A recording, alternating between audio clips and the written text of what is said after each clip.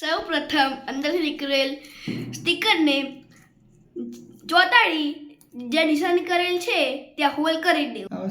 Hall કર્યા બાદ આ રીતે કેપ આપેલા હશે તે કેપ અંદર નાખી તેમાં સ્ક્રૂ લગાવી દેવા.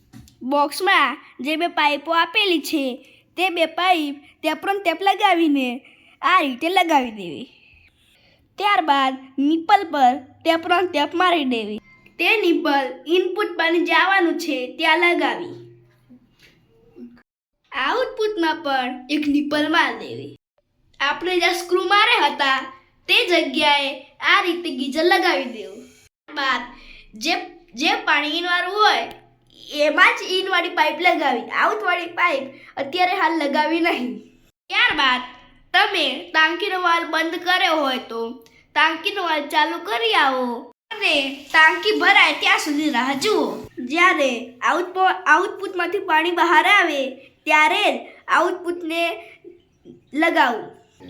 આ રીતે પાણી બહાર આવશે.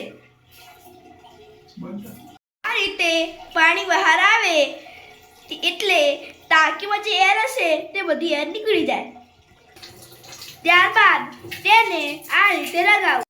લગાવીને નળકો ચાલુ કરવો. પછી ગીઝરની સ્વિચ ચાલુ કરી દે. આ રીતે ગીઝરનું મોડ સેટ કરી ગીઝર ચાલુ કરવું. તે ગરમ પાણી આવી જશે. તમારું ગીઝર ઇન્સ્ટોલ થઈ ગયું છે. Like, subscribe, share.